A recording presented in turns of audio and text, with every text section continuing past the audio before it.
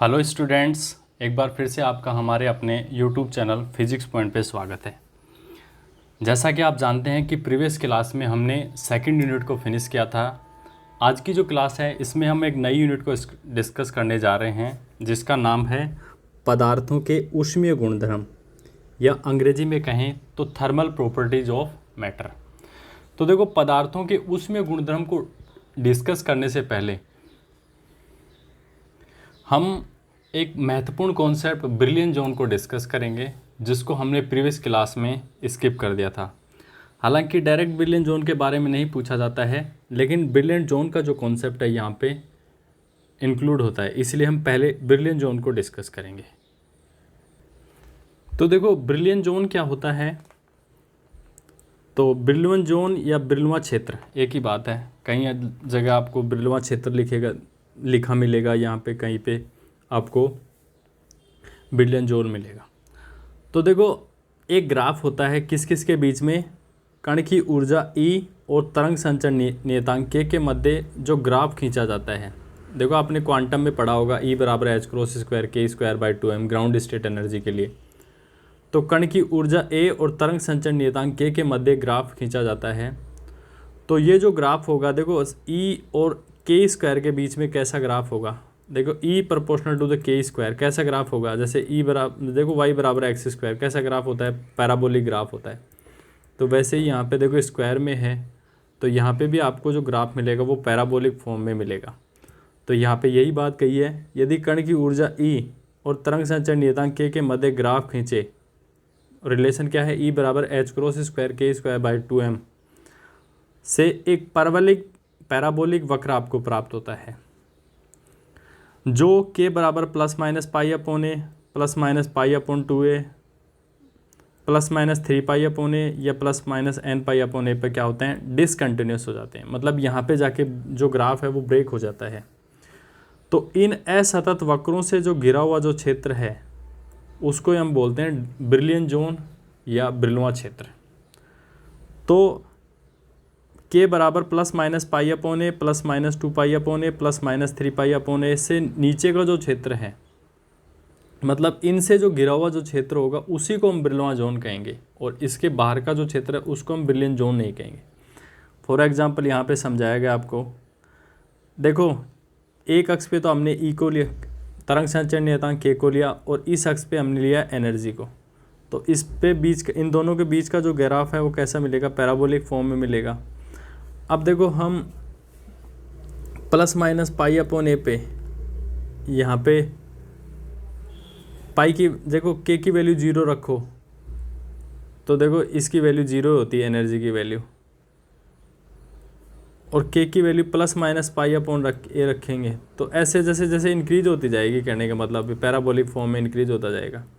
तो ±π/a के बीच का ये जो रीजन है इसको बोलते हैं फर्स्ट ब्रिलियंट जोन या प्रथम ब्रिलवा क्षेत्र। इसी प्रकार ±π/a से लेके +-2π/a के बीच का क्षेत्र है ये सेकंड ब्रिलवा जोन। देखो +- इधर ये सेकंड ब्रिलवा जोन इधर भी है, इधर भी है। तो उम्मीद करता हूँ इसके ऊपर का जो क्षेत्र है जो इस ब्रिलवा जोन में नहीं आता है उसको बोलते हैं फॉरबिडन एनर्जी बैंड या वर्जित ऊर्जा अंतराल कहते हैं। तो उम्मीद करता हूँ कि जो ब्रिलियंट जोन का जो कॉन्सेप्ट है आपको अच्छे से समझ में आया होगा। तो आज की जो क्लास है उसमें हम अपने जो मेन जो टॉपिक है उसको भी यहाँ पे डिस्कस करेंगे। तो हमने ब्रिलियंट जोन को डिस्कस कर लिया। अब हम जो हमारी जो मेन जो यूनिट है थर्ड, उसको हम यहाँ पे डिस्कस कर रहे हैं।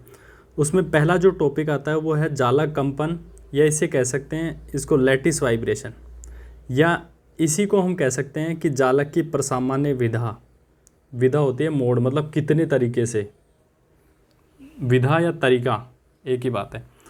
तो जालक कंपन, लैटिस वाइब्रेशन या जालक की प्रसामान्य विधा, इसको अंग्रेजी में बोलते हैं मोड ऑफ वाइब्रेशन। मतलब कोई भी जो लैटिस है वो कितने प्रकार से कंपन कर सकता है उसको हम बोलते हैं मोड ऑफ वाइब्रेशन या जालक कंपन। इसमें दोनों चीज़ें आ जाएंगी एक साथ। किसी जालक के सभी परमाणु, मतलब कोई भी आपके पास लैटिस है उसके जितने भी परमाणु हैं वो क्या करते हैं, समान आवर्ती से दोलन करते हैं। समान आवर्ती से क्या करते हैं, दोलन करते हैं। इसे ही हम क्या कहते हैं, जालक की प्रसामान्य विधा या नॉर्मल मोड ऑफ वाइब्रेशन। तो जालक की प्रसामान्य विधा किसे कहते हैं? मतलब कोई भी जालक है उसके जितने भी परमाणु हैं वो सभी समान आवर्ती से दोलन करते हैं, इसी को हम कहते हैं जालक की प्रसामान्य विधा। अब देखो हम जालक की प्रसामान्य जो विधा है वो किस हिसाब से फाइंड आउट करते हैं वो आप यहाँ पे डिस्कस करेंगे।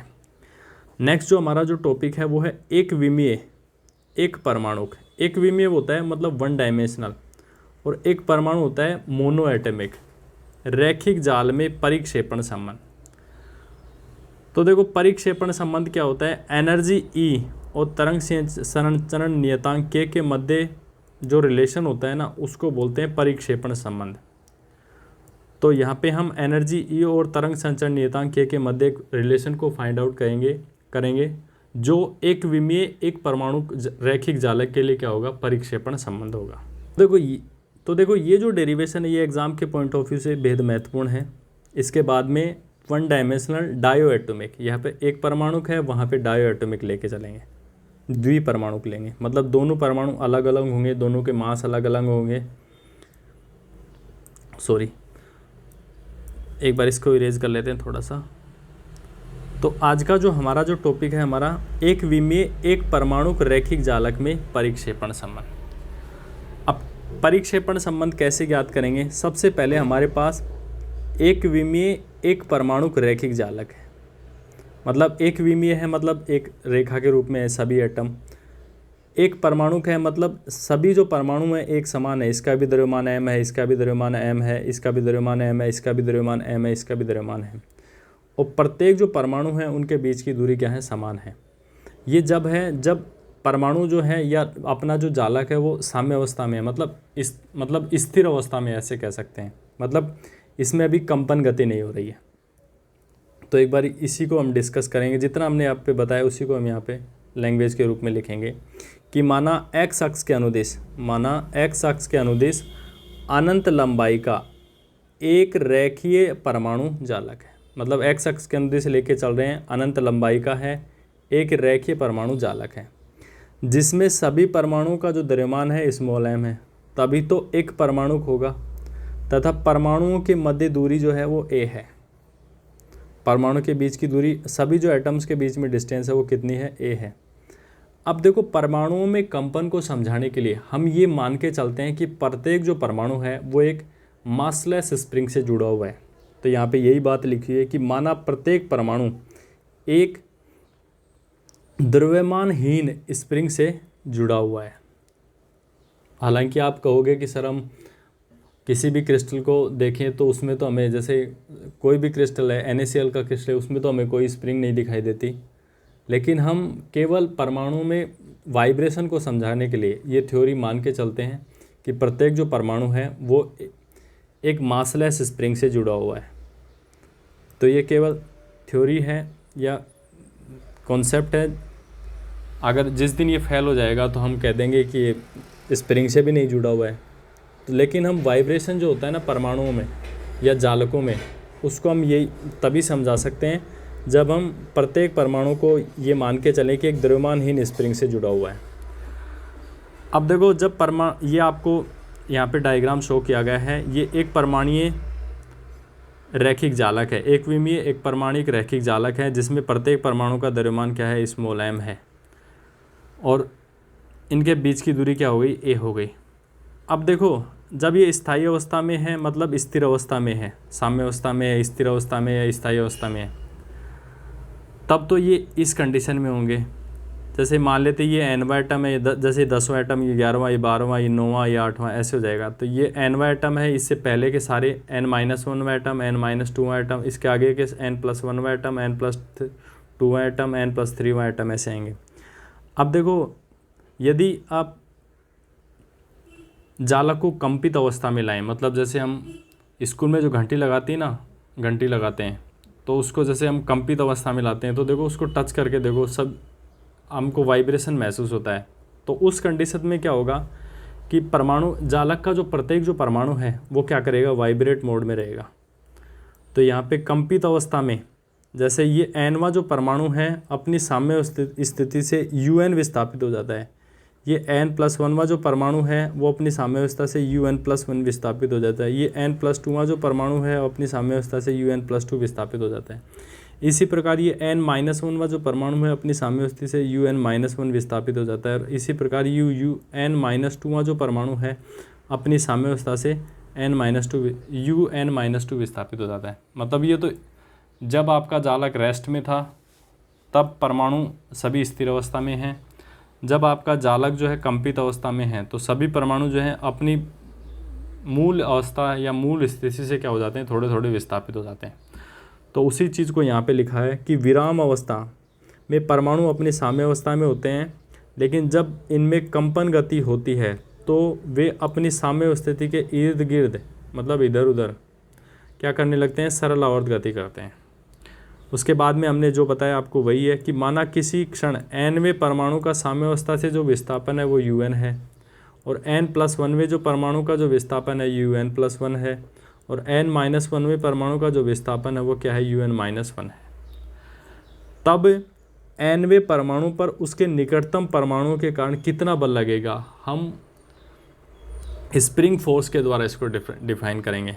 मतलब वहाँ पे जो रीस्टोरिंग फोर्स या प्रत्यानयन बल का कॉन्सेप्ट लिया जाता है। तो देखो n+1वां जो परमाणु है इस पे इसके निकटतम परमाणु के द्वारा कितना बल लगेगा, तो वो प्रत्यानयन बल के बराबर होगा। तो F रीस्टोरिंग तो बराबर स्प्रिंग कांस्टेंट, चाहे K ले लो, बीटा ले लो, कुछ भी ले लो, इनटू नेट मतलब परिणामी विस्थापन। नेट विस्थापन कितना हो रहा है, तो मान लेते हैं ये जो परमाणु है n+1वां ये ज़्यादा विस्थापित हो रहा है और n-वां कम विस्थापित हो रहा है। सॉरी, जैसे एक बार तो इसका और इसका लेते हैं तो इसका विस्थापन UN है और इसका UN+1 है। जब इन दोनों का इंट्रैक्शन हम देखते हैं और जब इन दोनों का देखते हैं तो इसका इन दोनों का नेट विस्थापन लेते हैं। तो nवें परमाणु पर उसके निकटतम परमाणु के कारण परिणामी बल कितना लगेगा, Fn। ये प्रत्यानयन बल होगा, रिस्टोरिंग फोर्स होगा। तो बीटा बराबर UN+1 माइनस, देखो बीटा तो होगा स्प्रिंग कांस्टेंट और यहाँ पे नेट विस्थापन कितना है किस किस के बीच में, UN+1 सॉरी किस किस के बीच में विस्थापन बता रहे हैं हम यहाँ पे, एक तो n+1 और n के बीच में। तो नेट विस्थापन क्या हो जाएगा, ज़्यादा में से कम घट जाएगा। तो UN+1 माइनस UN, इनके बीच में तो नेट विस्थापन कितना हो जाएगा, UN+1 माइनस UN।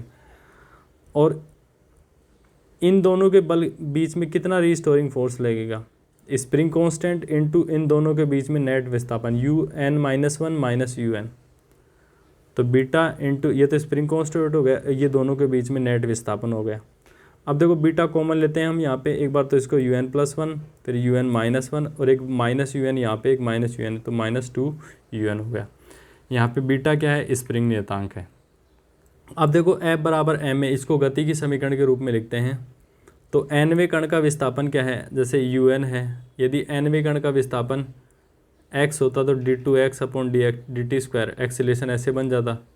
लेकिन nवें कण का जो विस्थापन है UN है, तो न्यूटन गति के द्वितीय नियम से गति की समीकरण क्या बन जाएगी, मतलब इसी को हम एक्सीलरेशन या डिस्प्लेसमेंट की फॉर्म में लिख दिया। तो m तो nवें परमाणु, प्रत्येक परमाणु का मास m ही है और d2UN/dt ये एक्सीलरेशन बन रहा है। F बराबर m ही तो होता है।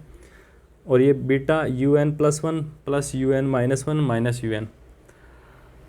अब देखो यहाँ पे प्रत्येक जो परमाणु है वो सरल आवर्त गति कर रहा है। तो जब परमाणु सरल आवर्त गति करता है ना, तो उसकी जो इक्वेशन होती है ना वो कुछ इस हिसाब से, उसको जो सॉल्यूशन है वो e⁻⁰ में अज्यूम करो या कोस में या साइन में, इस हिसाब से हमें मानना पड़ता है। तो मान लेते हैं ये जो समीकरण 1 है इसका हल UN है। अब किसी चीज़ को हम मान के चलेंगे तभी तो उसका हम सॉल्यूशन निकाल सकते हैं। जैसे हम बीजगणित में पढ़ते हैं कि माना मेरे पिता की आयु x है, उसके बाद में हम उसके सॉल्यूशन को, एग्जैक्ट सॉल्यूशन को निकालते हैं। ठीक है, यहाँ इसी प्रकार यहाँ पे भी हमने सरल आवर्त गति कर रहा है, इसलिए इस फॉर्म में इसके सॉल्यूशन को माना है। माना समीकरण 1 जो यहाँ पे दे रखी है, इसका जो हल है क्या है, a⁻⁰ माइनस kna। अब देखो हमें तो d2UN/dt² की वैल्यू चाहिए। UN की वैल्यू तो हम रख देंगे, लेकिन d2UN/dt² की वैल्यू चाहिए, UN+1 की वैल्यू चाहिए, UN-1 की वैल्यू भी चाहिए। तो एक बार डिफ्रेंशिएट करेंगे तो ए तो ऐसे कैसे, और ई की power iota omega T minus के एन ए, तो ई की पावर एक्स क्या होता है, ई की पावर एक्स ही होता है, ई की power iota omega T minus के एन ए। लेकिन ई की पावर एक्स का भी क्या होगा, जैसे ई की पावर एक्स का तो क्या होता है डी एक्स अपॉन एक्स, तो 1 हो जाता है, लेकिन यहाँ पे केवल एक्स नहीं है, तो यहाँ पे ई की power iota omega T minus के एन ए का क्या हो जाएगा, टी के रेस्पेक्ट में आयोटा ओमेगा टी का क्या हो जाएगा, आयोटा ओमेगा टी का 1 हो जाएगा, इसका क्या हो जाएगा 0, तो आयोटा ओमेगा आ गया ए ई की power iota omega T minus के एन ए, ये इसका एक बार डिफ्रेंशिएट करेंगे।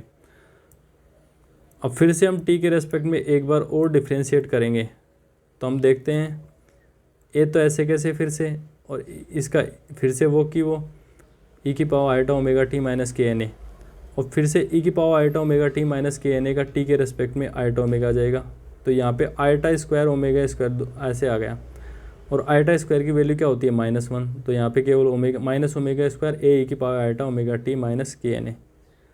और इसको क्या लिख सकते हैं, देखो इसको हम क्या लिख सकते हैं, ये यू एन के बराबर ही तो है, देखो हम सॉल्यूशन मान के चले थे, ये रहा, तो डी टू यू एन बटे डी टी स्क्वायर बराबर minus omega square U N. अब ये तो हमने एन में कण की गति की समीकरण लिख दी, लेकिन हमें n+1 और n-1 की वैल्यू भी चाहिए, तो यू एन प्लस वन बराबर, देखो n की जगह n+1 रख दो, ई की power iota omega T minus के एन ए था, के n+1 ए रख दो। अब देखो यू एन ए ई की power iota omega T minus के एन ए, और देखो यहाँ से माइनस आयोटा के ए ये आ जाएगा, देखो इसको आयोटा को अंदर मल्टीप्लाई करेंगे और के को 1 से, तो देखो जब आधार समान हो तो घातें जुड़ जाती हैं, तो आधार ई भी है यहाँ पे भी है, तो इसको इस फॉर्म में भी लिख सकते हैं कहने का मतलब।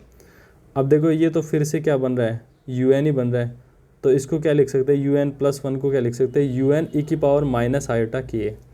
इसी प्रकार देखो यू एन -1 को क्या लिख सकते हैं, एन की जगह -n-1 रखेंगे, तो ए ई की power iota omega T minus के एन -1 ए।